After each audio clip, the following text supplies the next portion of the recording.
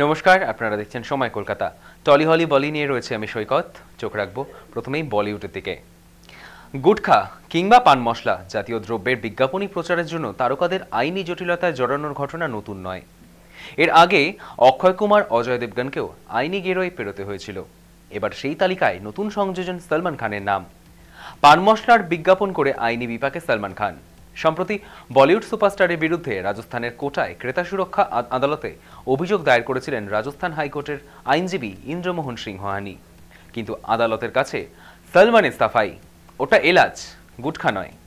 বিজ্ঞাপনে বলা হয়েছে এটি নাকি কেশরে ভরপুর পান মশলা। কিন্তু প্রশ্ন, 1 কেজি কেশরের দাম যেখানে 4 লাখ টাকা, সেখানে মাত্র 5 টাকায় এই পান মশলার প্যাকেটে বিকোচ্ছে কিভাবে? সলমান তো পুরোপুরি বিভ্রান্তি ছড়াচ্ছেন। আর গুটখা জাতীয় দ্রব্য স্বাস্থ্যের জন্য ক্ষতিকর, দাবি আইনজীবীর। সলমানের আইনজীবী জানিয়েছেন এই মামলা কনজিউমার কমিশনের আওতাভুক্ত নয়। তাছাড়া সলমান নিজে পান মশলার প্রস্তুতকারক কিংবা পরিষেবা প্রদানকারী নন। সেই পরিপ্রেক্ষিতে আইনিভাবে ওকে এই মামলায় জড়ানো অনুচিত। সলমান গুটখা বা পান মশলার বিজ্ঞাপন করেন না, ওটা রূপলি রাংতায় মোড়া এলাচ, যা গুটখা জাতীয় দ্রব্যের আওতায় পড়ে না। ফলত এই মামলা ভিত্তিহীন। এখন দেখার বিষয় এই মামলার জল কোন দিকে গড়ায়।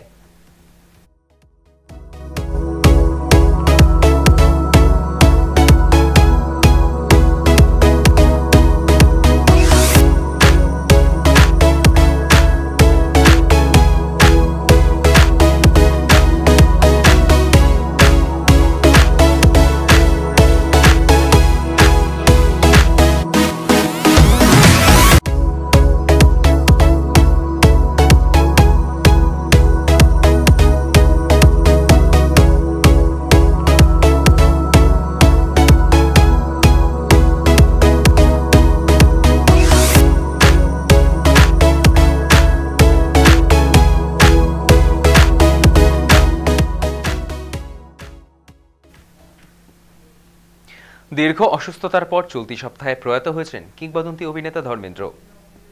শোকের আবহ দেওল পরিবারে। বৃহস্পতিবার সানি ও ববির তরফে মুম্বাইয়ের অভিজাত এক হোটেলে স্মরণসভার আয়োজন করা হয়।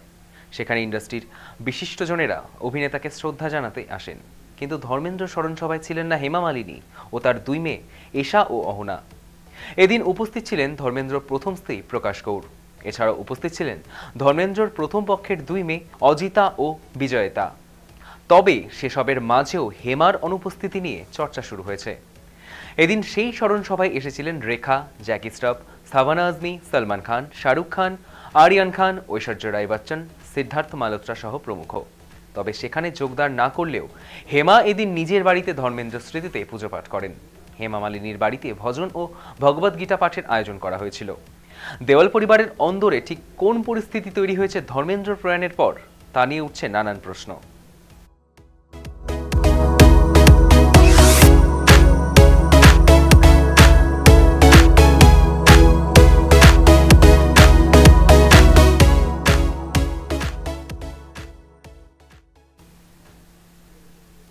ভারত সফরে এসে প্রাক্তন ইংরেজ ফুটবলার অধিনায়ক ডেভিড বেকহাম বিশাখাপত্তনমের একটি স্কুল পরিদর্শন করেন।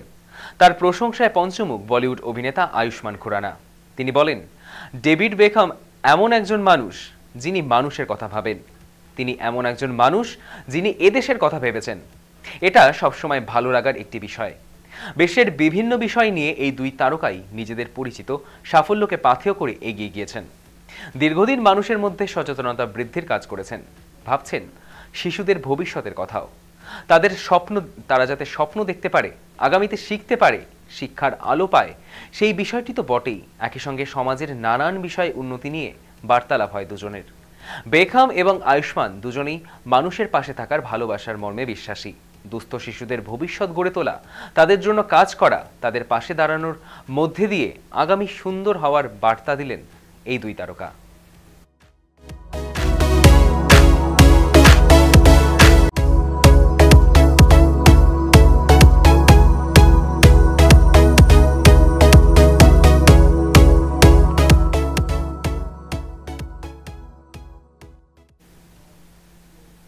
স্মৃতি মান্ধানার বিয়ে স্থগিত। ক্রিকেট তারকা হলো হবু স্বামী পলাশ মুছল নাকি প্রতারক, এমন অবস্থায় এখনো পর্যন্ত প্রকাশ্যে আসেনি স্মৃতি। বিশ্বকাপ জেতার পরেই অস্ট্রেলিয়া খেলতে যান স্মৃতির কাছের বান্ধবী ও সতীর্থ জেমাইমা রড্রিগেজ। বিয়ের জন্য ফেরেন। স্মৃতির বিয়ে পিছিয়ে যেতে অস্ট্রেলিয়ায় না ফেরার সিদ্ধান্ত নিয়েছেন তিনি। এমন বন্ধুত্ব দেখে আপ্লুত সুনীল শেট্টি। সুনীল বাহবা দিলেন জেমাইমা ও স্মৃতির বন্ধুত্বকে। তিনি একটি পোস্টে লেখেন, সকালে একটা খবর পড়ে তার মনটা ভরে গিয়েছে। এই সময় স্মৃতির পাশে দাঁড়াবে বলে জেমাইমা বিবিএল ছেড়ে দিল। কোনো বড় কথা নয়, একে বলে সহমর্মিতা। যথার্থ সতীর্থের কাজ করেছেন জেমাইমা রড্রিগেজ।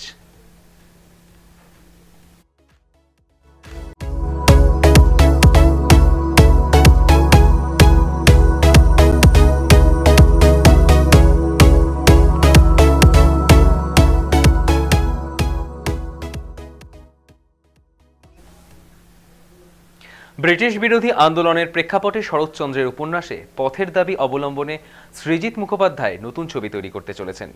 সেই সময়কালই ফুটে উঠবে এম্পারার ভার্সেস শরৎচন্দ্র ছবিতে। সৃজিতের এই ছবিতে আবির চট্টোপাধ্যায় এবং টোটো রায়চৌধুরী অভিনয়ের কথা আগেই শোনা গিয়েছিল। পরবর্তীতে শোনা যায় সোহিনী সরকার, রুদ্রনীল ঘোষ, কাঞ্চন মল্লিক, দিব্যানী মণ্ডলরাও থাকবেন। কাস্টিংয়ে রয়েছেন খোদ মিমি চক্রবর্তী। সোহিনীর পরিবর্তে মিমি চক্রবর্তীকে দেখা সৃজিতের ছবিতে। প্রযোজক নন্দীবাবুর বক্তব্য, পরপর সব ছবিতেই সোহিনী হয়ে যাচ্ছিল, তাই কাস্টিং বদল। রুদ্রনীলের জায়গায় আসছেন বুদ্ধদেব দাস।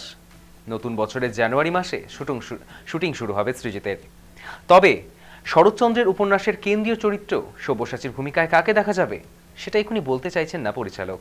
2026 সালের পথের দাবির 100 বছর, ফলে সেই সময় মে মাসে ছবি মুক্তির পরিকল্পনা রয়েছে। বর্তমানে এম্পারার ভার্সেস শরৎচন্দ্রের প্রযোজনার দায়িত্ব রয়েছেন নন্দী মুভিজ।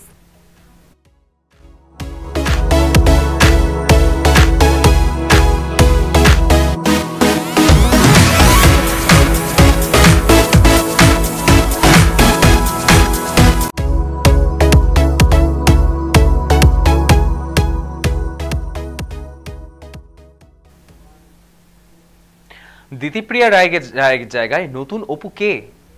দিন কয়েক ধরেই জোর জল্পনা ইন্ডাস্ট্রির অন্তরে। বেশ কিছুদিন ধরেই আর্য অপর্ণা ওরফে জিতু দিতিপ্রিয়ার দ্বন্দ্ব চিরদিনই তুমি যে আমার ধারাবাহিকের ভবিষ্যৎ প্রশ্নের মুখে দাঁড় করিয়েছিল। প্রযোজনা সংস্থা এবং চ্যানেল কর্তৃপক্ষ একাধিকবার বৈঠক করে তাদের ঝামেলার মীমাংসা করার চেষ্টা করলেও শেষ রক্ষা হয়নি। শেষ পর্যন্ত ধারাবাহিক ছেড়ে দেওয়ার সিদ্ধান্ত জানান দিতিপ্রিয়া রায়।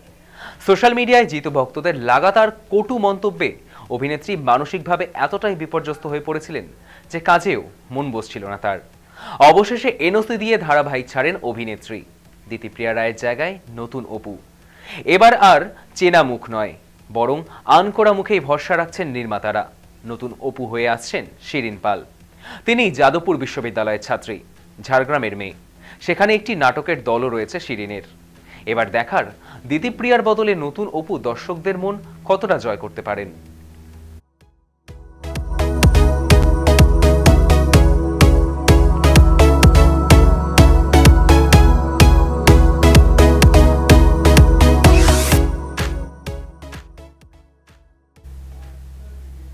টলি হলি বলি এখনকার মতো এ পর্যন্তই। দেখতে থাকুন সময় কলকাতা। সময় বলবে সময়ের কথা।